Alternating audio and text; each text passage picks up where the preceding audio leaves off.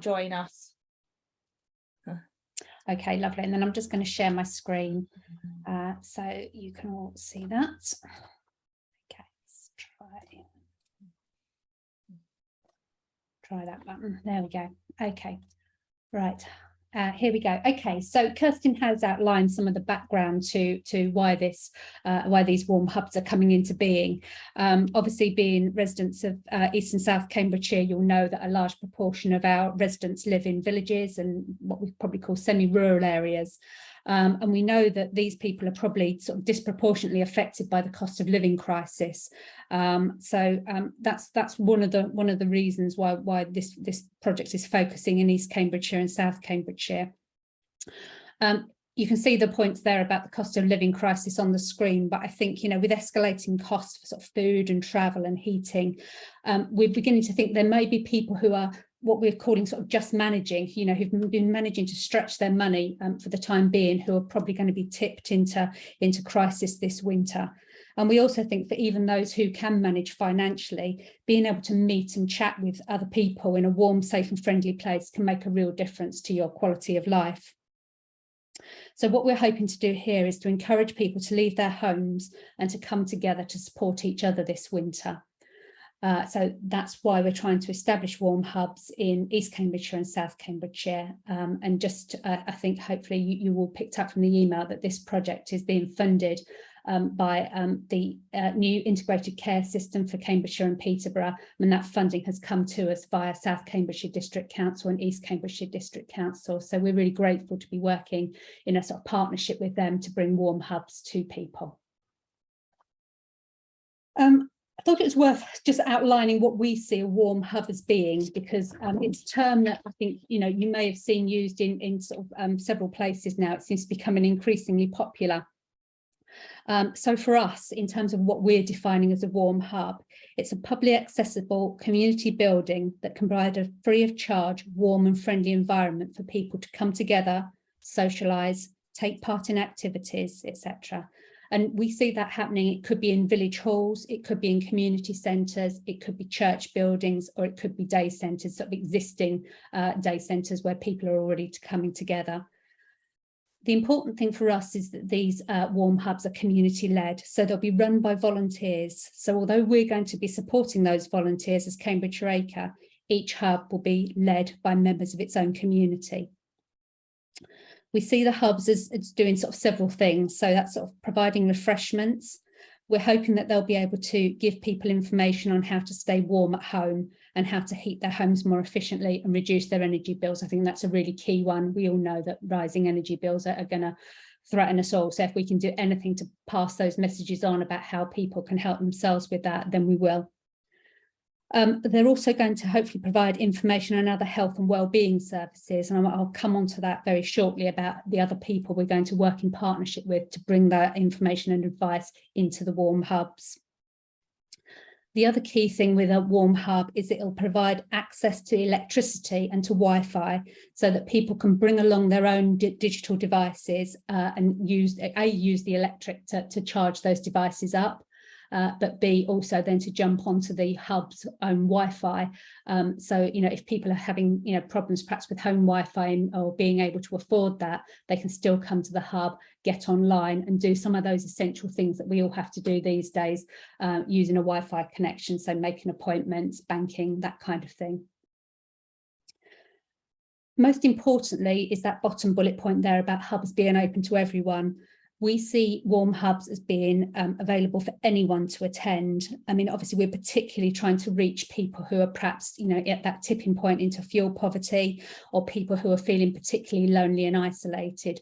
But actually, you know, a warm hub is about the whole community supporting other members of the community. So hubs will be open to everyone, no barriers to attendance, hopefully.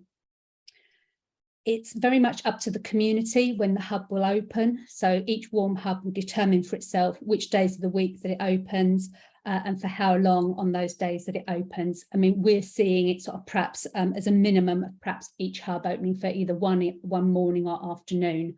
But obviously, if hubs feel able to open for longer or more days of the week, then obviously that's something we can look at. And the other thing I think I would say at this point is that we see hubs as evolving. I think each one is likely to be unique. Each one will be responsive to the needs of its community.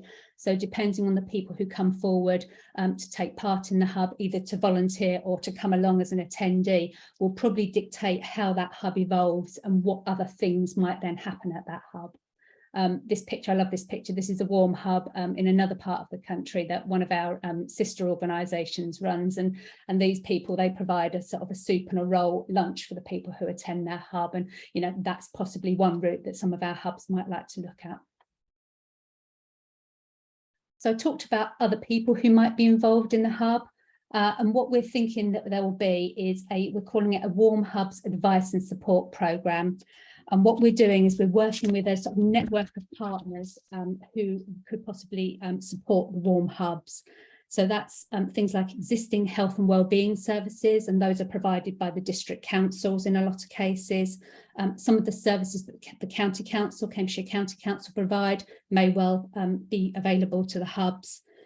There's also health prevention services. This is a really big one for us. We really hope that if people come along to the hubs, particularly those people who are more vulnerable, we can perhaps stop them falling into the point where they need to access acute health services, for example. So if people are in the hubs and perhaps have somebody to talk to and have somebody who's, you know, perhaps can help them resolve some of their sort of the problems that perhaps are affecting them living at home, perhaps we can avoid them having to be taken into hospital this winter, which, you know, we know hospitals are going to be under pressure. So anything we can do to help with that, I think will be a real positive as well.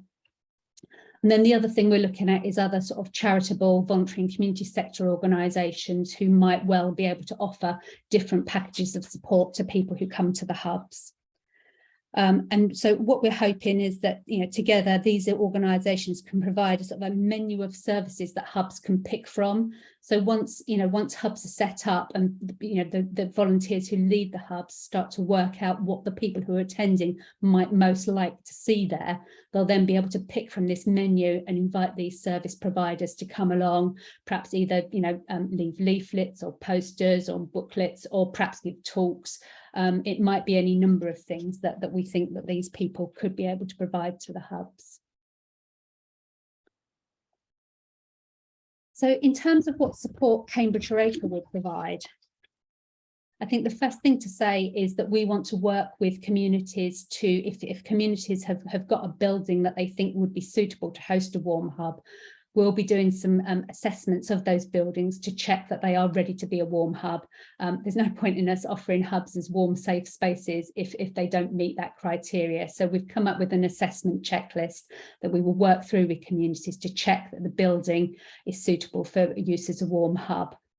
And also in terms of what volunteers you might have ready to support that warm hub initially. We're thinking that most warm hubs to get off the ground are going to need a minimum of 3 volunteers. And obviously once we get to those 3 volunteers at a point, we can obviously move forward with that warm hub. However, we will then give further help with recruiting and training more volunteers. We've worked out a sort of a short training programme. We do want all warm hubs through this scheme to go through a sort of a training package, because we want to ensure that the hubs are being delivered to a particular standard. So we've outlined some training that we're going to deliver to all those who are running the hubs. Kirsten mentioned Toby earlier, who's our marketing guru. He's going to help hubs with marketing and promoting themselves. So, for example, he'll help with sort of digital support in terms of passing messages through social media. But we're also working to do things like, you know, posters and leaflets and things that, you know, actual physical, tangible materials that you'll be able to use in your communities as well. One of the things that we're thinking is some kind of banner or a board or something that a hub can put outside on the days that it's open, so that it becomes very clear to the community that that hub has got its doors open and anybody can come in to attend. One of the key things that the funding for this project has allowed us to do is to pass on some of that funding to buildings who become warm hubs.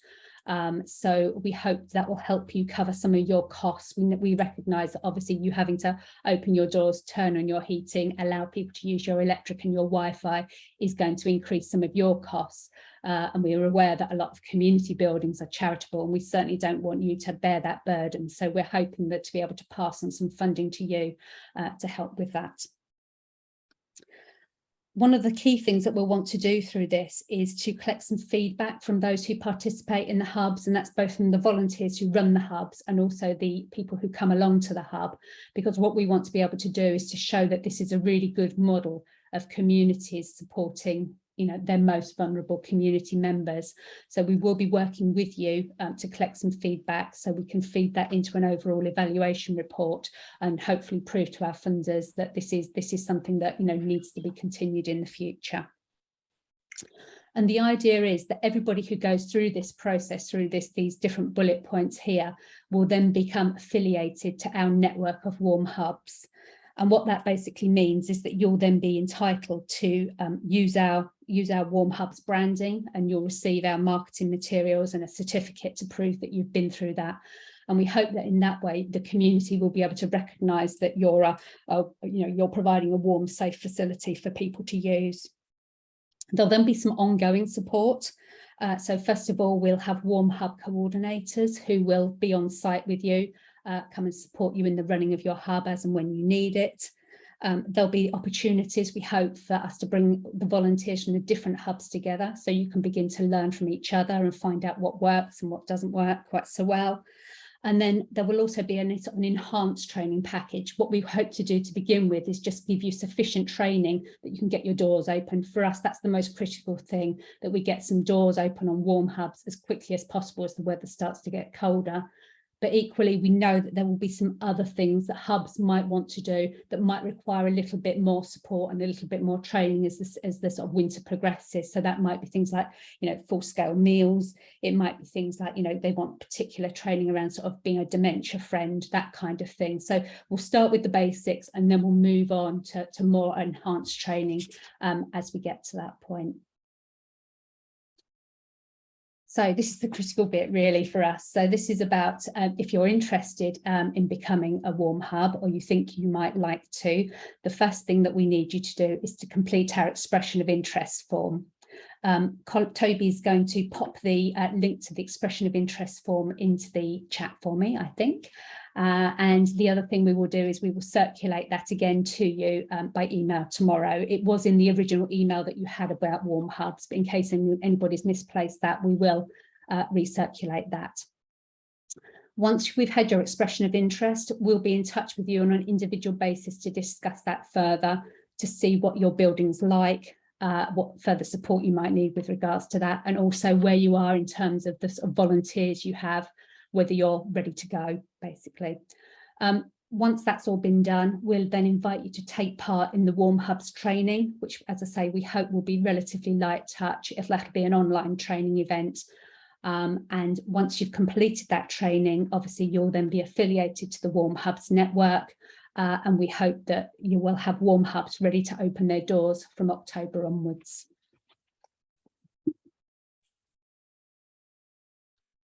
I've just popped my contact details on here. Again, when I circulate the email tomorrow, I'll send you a copy of these slides plus a copy of the recording of this session. So you've got all that for posterity. But that's my contact details there. And my colleague Lisa, who's not been able to be here this evening, she's going to be one of our Warm Hubs coordinators, and she's going to be available immediately to start work on this. And then Kirsten also mentioned my colleague Rachel, who will be coming to work on this project again in the coming weeks, but is just tied up with a piece of other work to begin with. So yeah, if you've got any questions in the meantime, obviously direct them to myself or Lisa.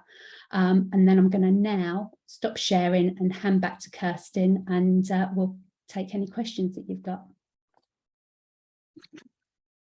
Well, thank you, Alison. That was good and very clear. So thanks for running through a lot of information in a few slides in a short time. So that leaves a lot more time for us to get into discussion. We have had, first of all, some in the chat, some quite good questions. The first one, will the slides be available afterwards? That's quite easy to resolve, and the answer to that is yes. So we can definitely let everyone have the slides afterwards, can't we, Alison? Send them round. So that's not a problem at all. The other question is, are you going to COVID check on each building? Obviously, we follow government guidance on that. So at the moment, we are following the guidance. We don't need to do that, but we are used to that changing over the recent years, and advising halls and supporting them with all aspects of that. It is one of the, if you were going to risk assess this, that's one of the risks in this, that something like that can occur again. But I still think it's worth going ahead than not going ahead, because if it occurs while we're doing this and the people are cost of living and that, it's going to be an even worse situation for people. But we would follow government guidance, and if additional costs occurred because of checks or tests or whatever, I think we can find some way to reach that so that halls are not out of pocket with that as we go forward. I think the other thing just to say, Kirsten, is obviously we would be encouraging halls to sort of continue or to follow sort of best practice in regards to things like hand sanitizer, social distancing, you know, not packing people in too closely, and obviously if the situation changes, then we would obviously take steps, but hopefully the government won't lock us down again, I think is what we're thinking at the moment. Hopefully, but obviously it's an unknown, isn't it? We have to play it as it goes. So we've got some questions now. We've got I think Joe Webber. Do you want I don't know whose hand went up first, but Joe, you're Joe, do you want Sorry, to go? I think it was Anthony first. Are you happy for me to go first, Anthony? Can you hear me okay? Yeah, we can. Yeah. Just a couple of things, really. The first is I represent Little Port as a councillor and also the treasurer of the food bank. I've got several different organisations that are interested in becoming a warm hub and possibly open for a few hours each day, and we're looking to possibly coordinate that over a week. The most important thing for all of them is the funding, which, you know, to be fair, you've skipped over a little bit, and I don't know, you haven't made it sort of clear how much funding there will be, what that funding can cover, because that is really important to organisations such as a church with a parish room, or, like I say, charitable buildings. So they can express an interest, they can go through all of that, and then the funding's not really enough to support them. So I don't know whether you're able to give us any information on that sort of at this stage. I know you can't probably be individual for each organisation. I don't know. Do you want me to pick that up, Kirsten, or are you? Yeah, you can do if you want to. I don't mind, or I can. Yeah, so just to say, we have got a big lump sum in the budget to cover that.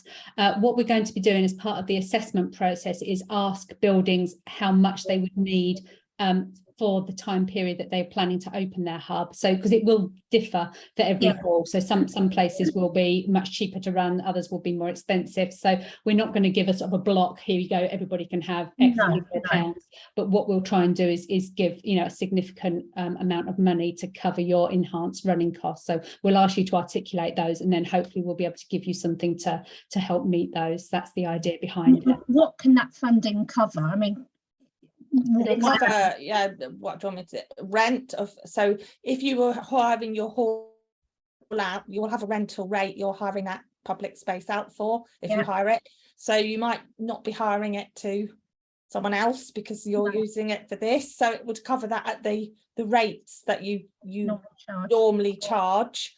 It would cover if you need within that, usually the heating, and that's in that. But obviously we can look at that because it's a changing feast on the cost of the heating, and we know that halls are struggling with that already with some of you on commercial rates, and being halls, it's got escalated already. So we will look at that. It will cover if you need any equipment for the people coming to the hub. So there may be some specialist equipment you need.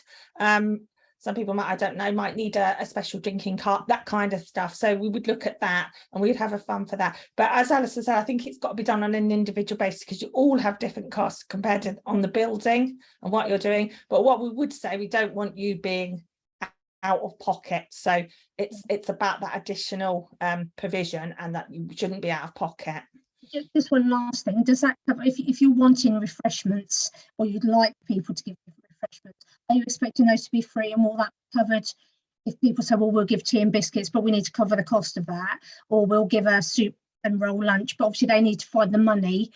That's it, will cover that as well, or are they okay to pay for that? It'll cover that to a point. I mean, it'll cover it to a point. What I do see this, how I see this spinning out, because there's quite a lot of things we can do at a local level to get sponsorship, perhaps, or to get local people. We know, for example, local supermarkets will support tea and biscuits in places.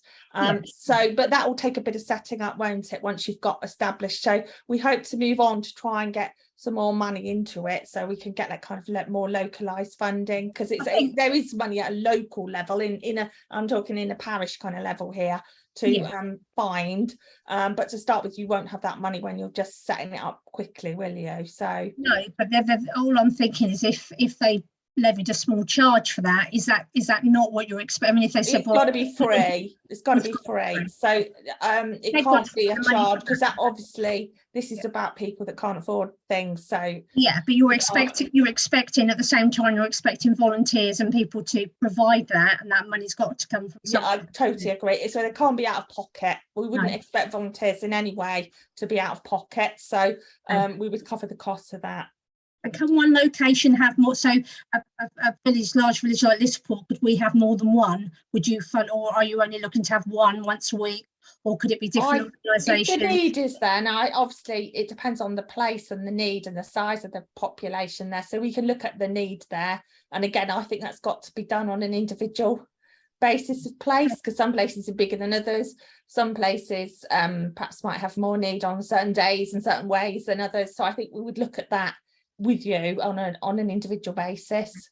What I have learned working with communities, there's not one community the same, so that's why we seem a bit vague, but I'd rather keep it flexible, because then it suits everyone in the decisions that the community make for their own hub. You just don't want people applying and using up their valuable time. Nobody should, I can tell nobody should be out of pocket on what they do. What we have had is such a response.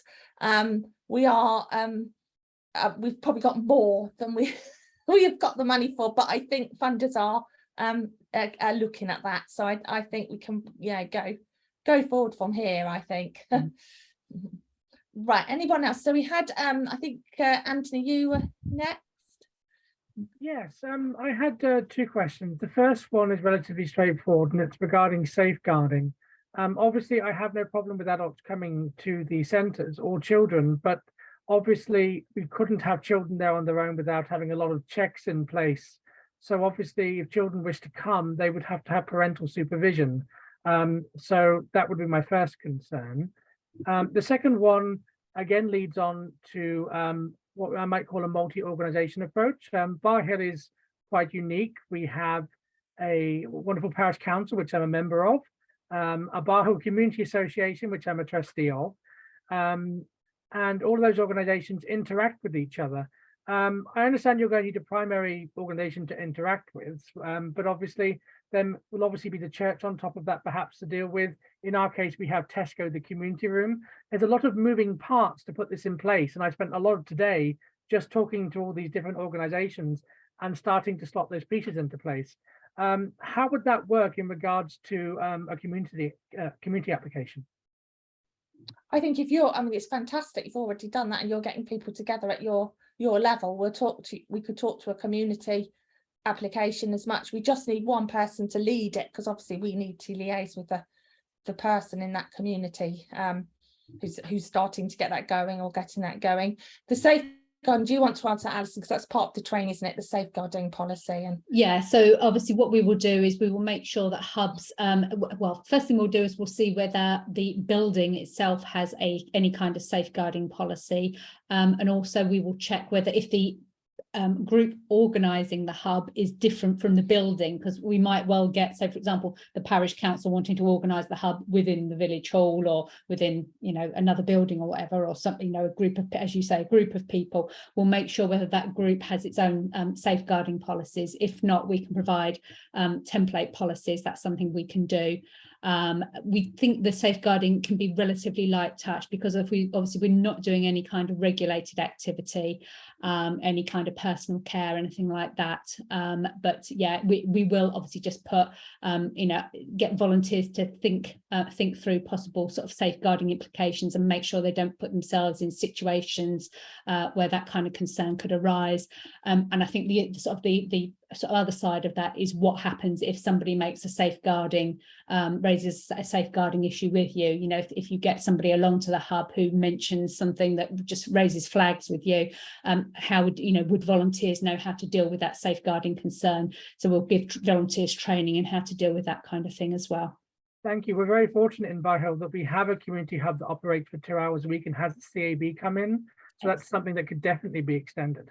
Yeah, anything that aligns, like I know you mentioned, Joe mentioned food banks, mentioned CAB. I can see that the aligning in the community, and it's fantastic. We've already started to talk to each other, because that's exactly really what we need to make sure that the things join up. So the best support is sort of centralised across the organisations. That sounds excellent.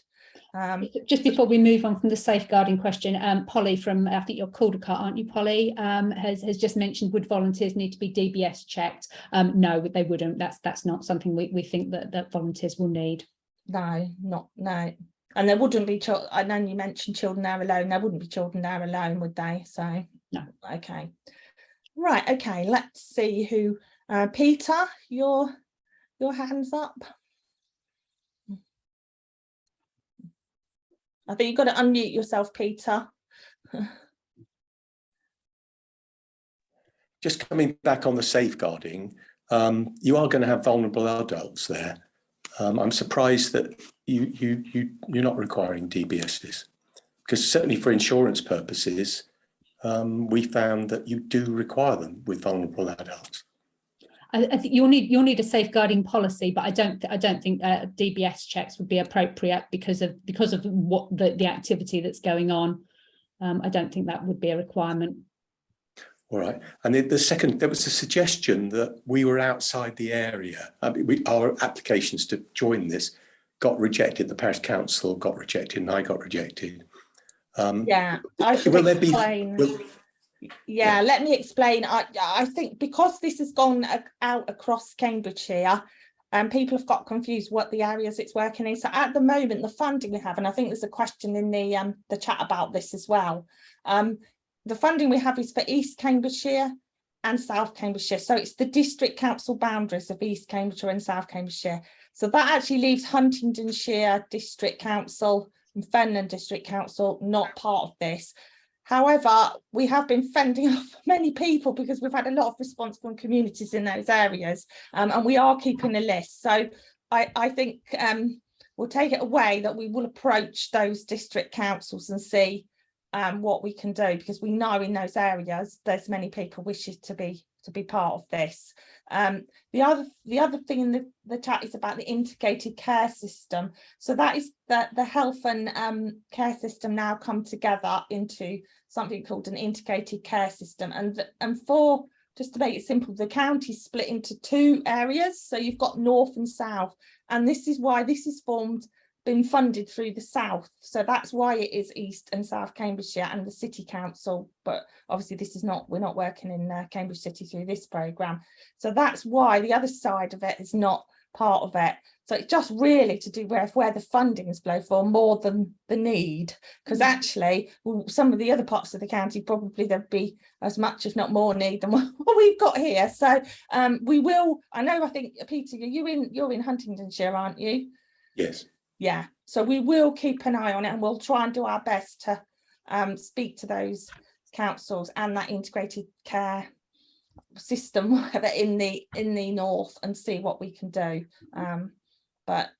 Yeah, we've had a massive response, as I say, and people are very, very keen and kind and thinking of their communities at this time, which is really excellent. Right, another hand, Mike.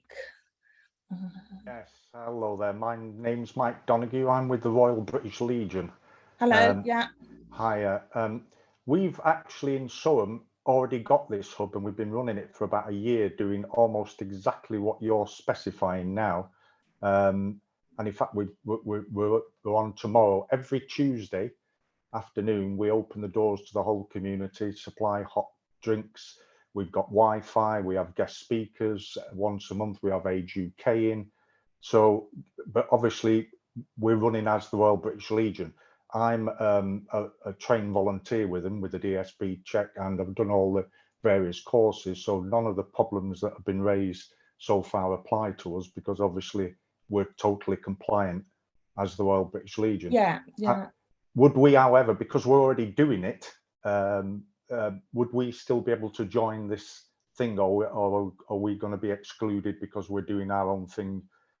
Although it's the Royal British Legion, originally it was just for veterans, but about 4 years ago we extended it from veterans to the whole community.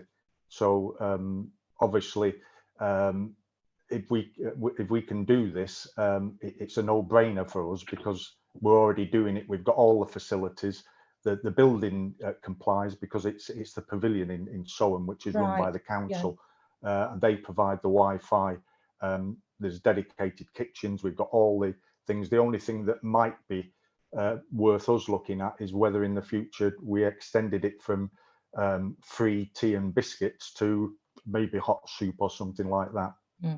I mean, I think there's nothing stop you joining, Mike, because that comes back, I think, for people knowing more that you're there and being put it under this affiliation. So there's nothing stopping you joining it, because actually it sounds like you've got experience of it as well that you can share with other hubs as well. So we would welcome that. Yeah, and we've got our own. In fact, I'm also the webmaster for Cambridgeshire Royal British Legion. I run the Cambridge website, so, and the Soham one. So marketing it isn't a problem, and we work with all the groups. And as I say, we get. In fact, tomorrow we've got Magpass coming in to do a talk on defibs. We've got the air ambulance there tomorrow. Every month it's someone, it's someone different. And as I say, we're already integrated with, even with the new provider, with Age UK, they come and have a help desk there once a month. So we're doing pretty much, as I say, what you're proposing. So we'd be very keen to, to join. And I know that the British Legion has other groups and other halls across the county, don't you? So it's not just your bit of it, it's the whole of it, and it's not just old people, is it? It's younger people in there as well. So families, etc. The reason I've joined tonight is I'm actually, as well as being the chairman of the Soham branch of the Royal British Legion, I'm also on the Cambridgeshire County Committee. So I'm networked into the whole thing, and in fact our membership support officer Juliet's meeting me tomorrow. So I'll be briefing her on this, and between us we're in contact with all the branches. We've got literally from Peterborough on one side to Ely on the other, and up, north and south. Sounds good. And if you want to get in touch with for further information, you could get directly in touch with Alison. I'd do that. I think it'd be very beneficial, and we'll circulate it within the branches, but there aren't many of them that have got. We're very strict within the Legion. Unless you're a trained volunteer, you can't run and it's called a touch point, because obviously we're trained with etc. So although we've got a big network, in other areas we may have to create it from scratch or develop something else. But in Soham, it's very well developed, and it has been for a lot of years. Great, sounds great. Yeah. So Roger James, you've got your hand up. Hi there. Sorry, can you hear me? Yeah, we can. Yeah. Okay. I'm from Meldreth, and our work for coronavirus, we set up a community support group, which did things like prescriptions and set up a food bank. So we're reinvigorating the food bank anyway, but we're also looking into this area. So I have two questions, if that's okay. Yeah, carry on. Yeah. The space we were thinking of using used to be used for an over 60s club, which sort of withered on the vine maybe 5 years ago. And a lot of people were saying it's because they couldn't do warm food, because they needed a registered chef or somebody with, certificates. So really, is there any guidance that will be given on who can do what on the food side? And is there any relaxation of that? It may just be a rumor, rather than the reality. But that Do you was want the to answer first that, thing Alison, people from allowed. a Yeah. Yeah. do we answer that from a village hall? Because obviously we advise village halls on the kitchens. So Alison, do you want to answer that? Yeah, so obviously there will be a food hygiene element to the training, which is sort of like the more basic stuff, just in terms of things like allergens and things like that. We'll try and cover that off relatively briefly. If hubs are beginning to look at wanting to provide full meals, then we've got obviously liaison points with both district councils who can advise us on the need to register as a food business as well. And then there is some more dedicated food hygiene training that we can provide. So what we'd ask hubs to do is to sort of identify a lead volunteer who'd be responsible for the food hygiene side of things, and we can provide an online training course on that, so that box can be ticked, and that knowledge can then be shared with other volunteers within the hub. But yeah, we think we've sort of got that covered off from sort of like the early doors, sort of like, let's just get people in, give them a warm drink and you know, something light to eat, when hubs start to think about obviously providing proper meals, if they wish to, then obviously we can cover that off as well. Yeah, our thinking on that one is if you're going to warm people up, they need to be there for a good few hours. Yeah. So Yeah. it's not like a 1 hour, 2 hour event. It's going to be a 4 hour, 5 hour event. So you've got Yeah. to do something. Okay, Yeah. that's good news. And Yeah, my other thank you. question, which probably isn't for tonight, but I do want to ask it, as one of the consequences of doing MCCS before is that we've a residue of funding, and what we want to do is to make some of that a loan bank. The idea being that we can provide loans to people as a short-term loan. So for example, during coronavirus, our next door village, Melbourne, provided people with a shopping loan. The problem is we're running into legal difficulties of being a loan agency and all of that sort of jazz.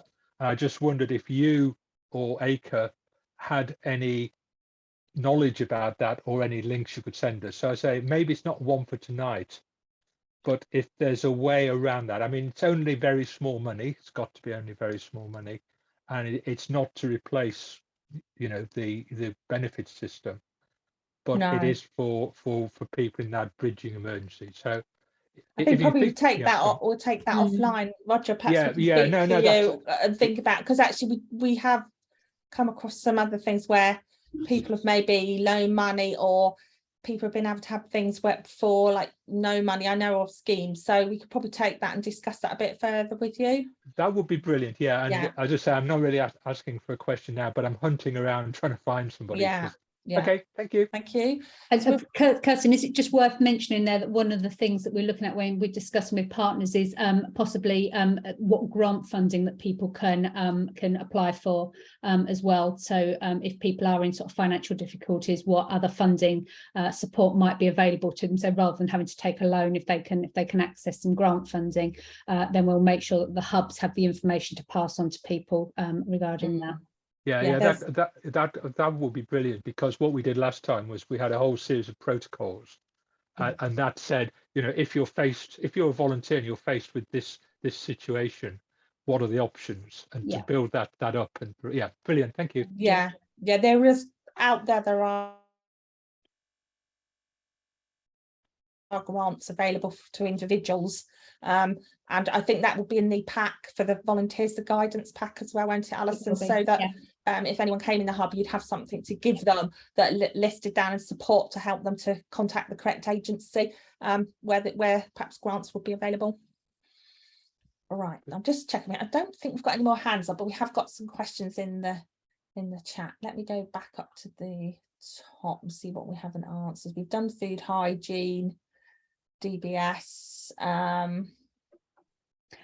Joe at Cotton asked a question around what sorts of things are on the criteria checklist. That's a good one. Do you want to? Yeah, it is. So just to say that we have developed a checklist. It does cover off some building things. So what's the building got in terms of, we're trying to find out sort of a little bit about the building in terms of how it's heated, those sorts of things about the building, because one of the things we're hoping to sort of spin off from this project is how we might support community buildings to think about sort of energy efficiency improvements in the future. So that's one of the things that we're going to cover off. We're also going to cover off things around sort of risk assessments, obviously health and safety policies, those kind of things. And then the other aspect to the sort of the checklist is about sort of the volunteers, what volunteers you've already managed to recruit, and what sort of further support you're sort of going to need from us in relation to that. I think it's fair to say there's no right or wrong answers. So if you put your expression of interest in, we'll then arrange a one-to-one session with you to chat through that checklist. But as I say, there's no right or wrongs, because obviously what we want to do is try and move as many of these hubs forward as possible within obviously the limits that we've got. But yeah, so whatever, if you haven't got something, it doesn't mean that you can't be a hub. We'll try and work with you to put those things in place. Yeah, that's good. And how we're going to do the checklist is for each hub, but get online with the people in that hub and go through that individually. And then there's a question here about how will we do the training? Will it be at each hub, or will it be a pre-scheduled online training? It will be pre-scheduled online, obviously suitable dates for when the majority can attend, and there'll be a few of those sessions ongoing so that it's flexible to attend. And I think we're going to mix the hubs up on the training so that we can get as many people as we can trained as quickly as possible in that. It would be lovely to go round and see the hubs and see you all and everything, but unfortunately I think in the time spans we've got here, we've got to do this in the best way we can for us all. So hopefully that answers that. Colin Stevens, would the local pub be a suitable venue? Yes, I think if it came forward and there was a suitable room there, suitable access, and yeah, I can't see why it wouldn't, as long as it was prepared to open. Obviously it is commercial, so we would have to look a little bit more on that, but I think for preference we'd rather go to a sort of a publicly accessible community building, but if the pub was the only available facility in that village and there was a need for a warm hub there, then yeah, I think that's certainly a good option, as long as it meets all the criteria.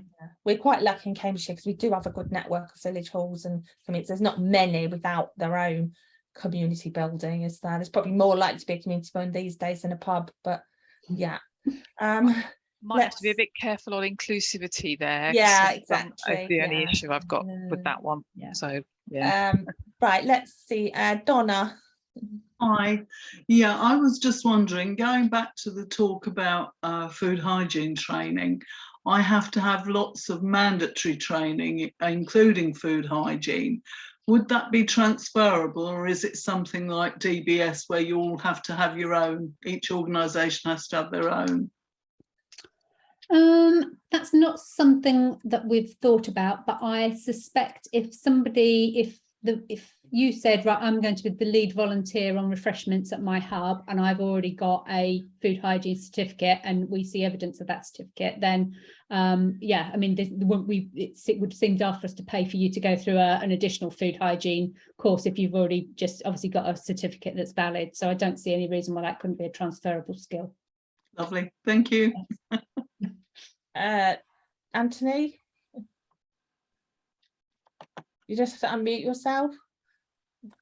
Sorry, I've been in 3 very long meetings today. Yes, I've got a question for Toby in regards to the digital marketing aspects and obviously physical marketing. Obviously, when we want to go ahead with doing the hub, we want to put out things, and for example, we have a local newsletter called the Bar Hill News. Obviously, we want to put something out in that and on Facebook, but also we might look to go to the local newspapers to have like a photo and a small press release. Would you be able to assist with those kind of aspects? Yeah, of course we can. If you give any one of us a message, and we'll make sure we can sort of provide you with the tips necessary to be able to do that. Yeah, for sure. Yeah.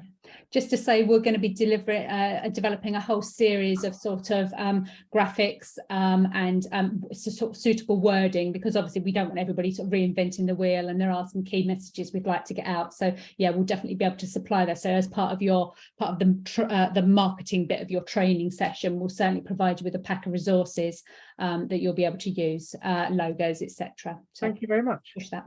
The other good thing is obviously we're working with the district councils, and they have media press departments, and so they're working in a team with us, so they will help also get messages out as well. So I think we've got quite a good team on the kind of promotion and marketing, which is going to be important for people to know that those warm hubs are there in your community. I'm sure I can rely on Bunty's support on that. Yeah. There's a good question in the chat about transport, which is actually a good question, because obviously not all communities are one street, two streets, and there's outlying places, outlying farms. People might come across parishes to different hubs if they need to travel. There isn't. We have got guidance on transport that could be offered. The question, I think, is it's pretty poor in rural areas, the transport, and there are community transport schemes, but it's whether they've got the volunteers to link into it. I think it's something we do need to think out a bit more, because there are going to be people that maybe want to get to the hub, and again, they may not be able to pay for that transport to get there. So we do have some money for people to cover their costs, but I think it's how we provide that transport from a sort of community transport point of view, because it's very different in different communities to what's available. Mike? Sorry. Yeah, could I just, given that I've been running this for about 4 years, can I say one of the biggest problems we've had is with transport? Yeah. The communities, hubs and things do great jobs, but they just don't have the drivers available, and it is a big issue in it. So I would say that that's something that needs to be looked at as a support function, because as I say, we're very experienced at doing it. We've got the Legion's got a big network, but as I say, it's still a major headache for us. Yeah, no, I can imagine that, and that's something actually we did think about and discuss, because we know the community car schemes are fantastic, but they struggle to get volunteers, and they're already taken up with taking people to hospital and things like that in the daytime. So we've got the transport. How should this be arranged? I think we probably take that away as Cambridgeshire ACRE, the transport bit, and as we're moving along in this, look at this further. Is there a minimum size of room recommended? That will be when we do your assessment, we can look at the size of the room, because obviously it depends on how many people you've got going there, how you lay it out on that kind of side of it. And it depends how many people would attend it.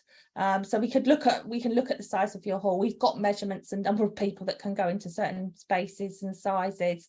And with COVID, obviously that size has got less in a bigger space, so we can look at that as well. I think the other thing to say is, obviously, if you want to start out with a smaller space, we can always evolve it. If you've got 2 rooms in your hall and you're not sure which one to use, perhaps use the smaller one. And if that one starts getting crowded, we can obviously help you move it into the other. Or open it up. Yeah, it's very difficult to know, isn't it? It's going to be very varied, I think, across the different hubs to who turns up when and how. So it's difficult to know how many people at each time. Yeah, Polly had a question about how soon could this be arranged, and I think that's obviously in relation to getting a hub up and running. So what we're hoping to do is in the next couple of weeks deal with all the expressions of interest that we've had, and obviously any that arise out of this meeting. In the latter 2 weeks of September, we're hoping to get the training delivered. And then we're hoping to get obviously the first hubs sort of opening their doors at the beginning of October. There's no sort of like, oh my God, everybody's got to open their hub at the beginning of October. If yours isn't ready until November or whatever, then that's absolutely fine as well. We probably want to get some open as soon as possible and then bring more online as winter progresses. So there's no huge rush. If you need to go away and consult a parish council or whatever, that's not going to preclude you from being part of this. So yeah. There's also another question here. What's the process if we incorporate this into an already existing meetup? It's the same process, because we'll look at the whole, because obviously this is affiliating it as a warm hub, but obviously you've already got people going there.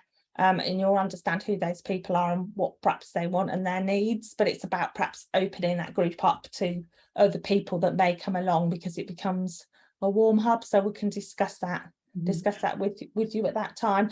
If there's already a lot of, we know a lot of halls have things like coffee mornings and already have meetups, so you know there's nothing to stop that evolving into this. It's not like you've got to go, some might be different groups, but there are groups in some places already meeting, aren't there? So it's not like you've got to start separate groups. It's about it becoming a warm hub and that visibility of that, and that what it means and what it is within this, I think, might change your group a bit from perhaps what it was originally set up to do. Maybe, I don't know.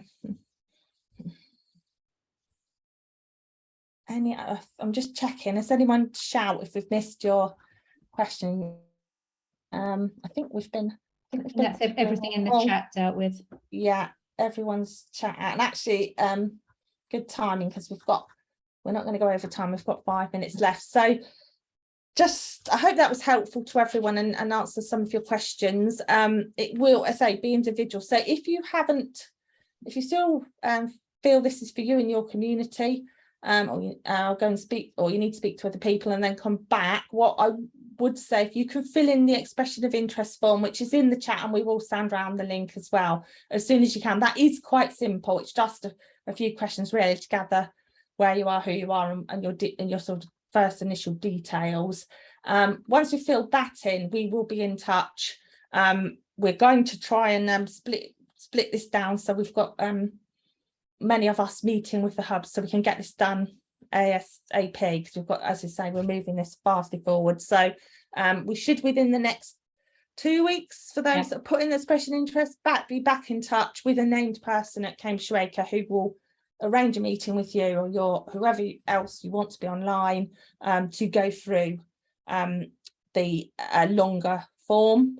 And I think within that we'll also sort out when the training is to take that forward. It'll be lovely to have some of these opening in October. That is a really great thing if we can do that, as we've virtually done it in a month. So that is excellent, and would show us all working amazingly fast and well with our communities to do that. And I think we can do some. We're not expecting they can come online as we go along. So yeah, I don't know if anyone's, obviously people saying they're helpful, and I'm glad you found it helpful. Please, any burning questions you think after this, because there's always a question when you switch off, you think, damn it, I should have asked that. Please do email us, get back in touch. We can definitely answer all the questions. If you're a member of Cambridgeshire ACRE, you'll be on the Village Hall Network system, or should be the members system. There's a place to post messages on there as well if you want to contact us through that. That's a really good way, because others see your message as well and share it. So lots of ways to get in touch, and yeah, fill in your expression of interest, and hopefully we'll be speaking to you all soon. Yeah, we'll see you soon at a warm hub, and it'll be fantastic to see some of these get open, and to see the people attending that really well. Be grateful of these this winter time. Yeah, so thank you. Okay. Thanks everyone. Yeah, nice thank to you. See you all. Bye. Yeah, bye. See you again soon. Bye. Thank you.